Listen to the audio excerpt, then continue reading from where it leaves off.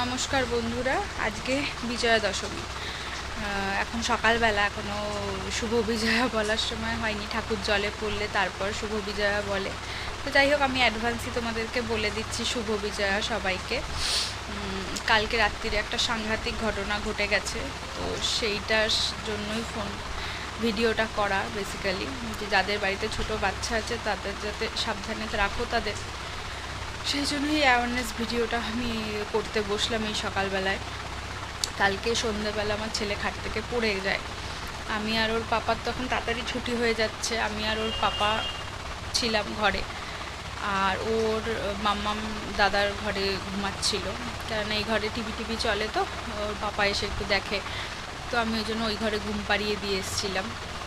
ওর দাদা ছিল, মাম্মু চাটা খেয়ে একটু 9টার দিকে টিভি দেখতে বসেছে, আর ওর দাদা ওয়াশরুমে যাবে বলে উঠেছে।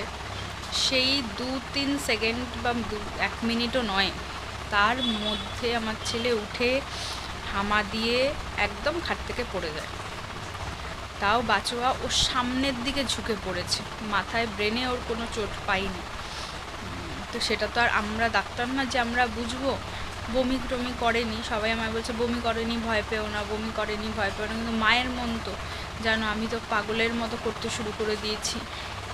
আর ওর ডক্টরও এখানে নেই, আউট অফ কান্ট্রি। সঙ্গে সঙ্গে আমি আইএলএসে নিয়ে গেছি, তো ওখানকার ডক্টর আরএমও যারা যারা ছিল সঙ্গে সঙ্গে ওর ফুল বডি চেক আপ করেছে। তো কোনো কিছু ডিসলোকেট হয়নি, হাত পা সব ঠিকঠাক ছিল, ওয়েট ঠিক আছে, ওয়েট করিয়েছে। তো ওরা সঙ্গে সঙ্গে ছেড়েও দেয়, 1 ঘন্টার মধ্যে আমাদের ছেড়েও দিয়েছে। যা যা বেসিক টেস্টগুলো, শুধু আমাদের বলেছে ওর যদি খিঁচুনি হয় বা ও যদি বারবার বমি করতে থাকে তাহলে যেন সঙ্গে সঙ্গে আমরা নিয়ে যাই, তাহলে সিটি স্ক্যান, তারপর আরও যা যা আমি তো জানি না কি জানছি, আপনারা এখনই সিটি স্ক্যান করুন।